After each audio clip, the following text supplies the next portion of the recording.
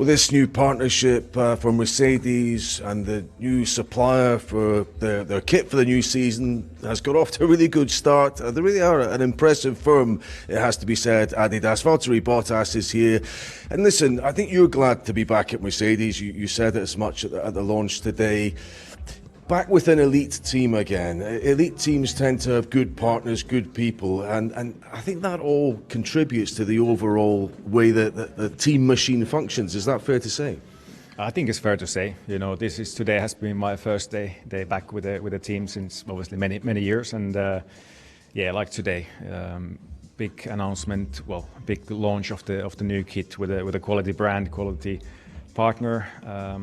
It just comes with top teams, you know, and yeah, just extremely happy to be back. Yeah, because I mean, you've had experience of that. Obviously, what is Audi are trying to build towards where Mercedes are, but there are still kind of two tiers in F1, and it is quite hard to make the transition to the very top, where Mercedes still are.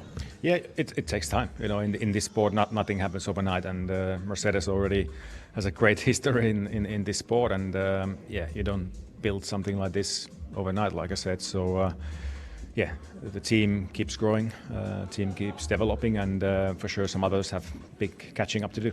Okay, fair enough. Listen, you've taken this role as the third driver. There's a very young driver coming in, Kimi Antonelli.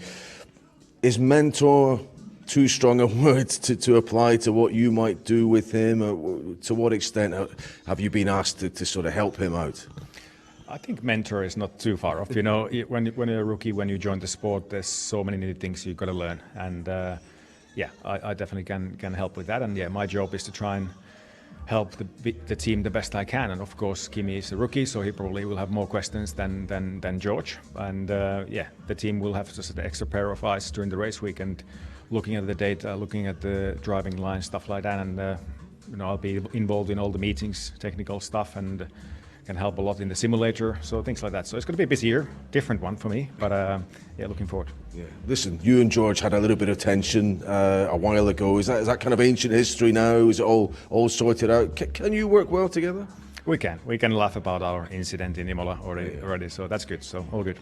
Okay, fair enough. And in terms of you know, what might be next for you, Valtteri? I mean, have you got the freedom if a seat became available to go to that? If it were the right seat for you, is that how you're looking at things, or are you definitely committed here for the full year? How fluid can you be in your outlook?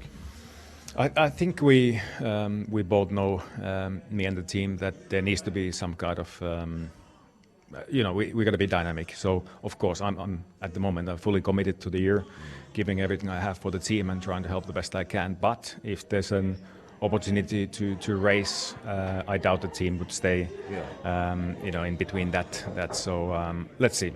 Let's take it first, race by race. Let the season started, and then we see what the year brings, and also what 26 brings. Yeah. Because there is Cadillac as well, an 11th team. I don't know, people will want me to ask, any movement in that regard? Have you had any talks with them? No, I think they've been still very busy on actually setting up the team, setting the board and all this kind of things. So no, nothing yet. It's a bit too early for that, but let's see. Okay, just one last one then. How do you size up the landscape in F1 heading into next year?